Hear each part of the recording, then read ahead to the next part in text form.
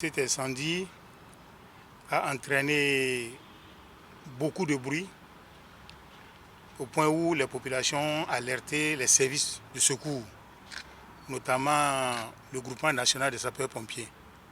Le groupement a été alerté à 9h59. Et 6 minutes après, le premier camion était déjà là, puisqu'on avait des ambulances et un camion de lutte contre les incendies à Sémé. Donc 3 centres de secours sont intervenus, le centre de Sémé, le centre de Porto-Novo et le centre de Saint-Jean. À l'instant où je vous parle, nous avons malheureusement enregistré 34 morts, dont 2 bébés.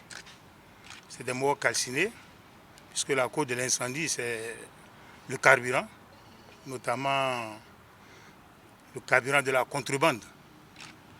Et nous avons aussi enregistré 20 blessés de gravité variable. Il faut dire que c'est des blessés quand même graves.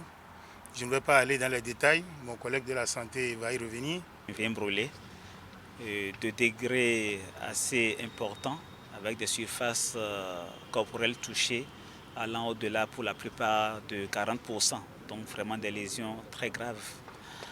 Et nous avons des blessés dont l'âge varie de 12 ans à 43 ans. Il y a des jeunes enfants dedans. Et dès qu'ils sont arrivés, l'équipe médicale qui a été déjà mobilisée avant leur arrivée s'est déployée, les a conditionnés et fait les pansements nécessaires et mis le traitement nécessaire. Tout cela bien sûr sur instruction du chef de l'État gratuitement. L'ensemble des structures devront être mobilisées pour pouvoir faire en sorte que tous les intrants dont l'équipe médicale aura besoin a été activé, aussi bien sur le plan des équipements que sur le plan des intrants, des médicaments et autres de prise en charge. À l'heure actuelle, nous avons pu stabiliser l'ensemble des brûlés, dont 12 sont vraiment dans un état critique et sont en service de réanimation.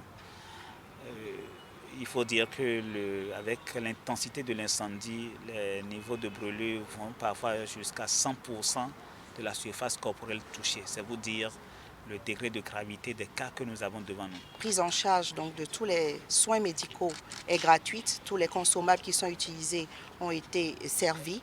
Donc on assure donc, cette gratuité et parallèlement, nos assistants sociaux également s'organisent pour assurer également une assistance psychosociale, une assistance psychologique parce que comme vous le savez, les cas de brûlés occasionnent un grand traumatisme pour ceux qui sont conscients et également pour les familles. Nous sommes en train de réfléchir également à la mise en place d'une cellule d'écoute, soit à Sémé ou à Porto-Novo, pour qu'on puisse venir à cet endroit-là pour prendre des informations. Ce qui s'est passé aujourd'hui nous montre clairement qu'il y a urgence de changer le mode de commercialisation de ce produit. C'est pour ça que l'année passée, le gouvernement a décidé de commander une dizaine de milliers de mini-stations. Si vous circulez aujourd'hui dans Gbedjo-Médé, Saint-Michel, etc., vous allez voir ces mini-stations en train d'être installées. 2000 sont arrivées depuis le mois de juin, sont en train d'être installées. Et d'ici 2024, partout dans le pays, nous aurons ces mini-stations pour permettre à ces acteurs qui restent dans l'activité de vente de ce carburant, de le faire dans des conditions de sécurité totale. Et donc, dès la semaine prochaine, nous allons voir les acteurs pour poursuivre les réflexions et les analyses qui sont en train d'être faites. Parce que vous voyez, dans certaines rues, vous avez tous les 10 mètres, tous les 20 mètres, des vendeurs qui se suivent. Vous êtes d'accord que dans la même rue, on ne pourra pas financer la mise en place de plusieurs dizaines de mini-stations. Donc, il est nécessaire qu'avec les acteurs, qu'on ait un dialogue pour se dire, écoutez, comment on fait? Une partie des acteurs devra être reconvertie, formée, bénéficier d'un emploi décent pour nourrir la famille. Ceux qui doivent le faire doivent obligatoirement le faire via ces mini-stations qui sont des machines totalement sécurisées qui devraient permettre d'éviter ces genres de dispositifs. L'objectif final, c'est quand même d'aller vers la professionnalisation du secteur des hydrocarbures. Ceux qui sont là-dedans sont des professionnels dont on maîtrise la chaîne d'approvisionnement jusqu'à la distribution. Et les autres acteurs ont des activités décentes pour nourrir leur famille.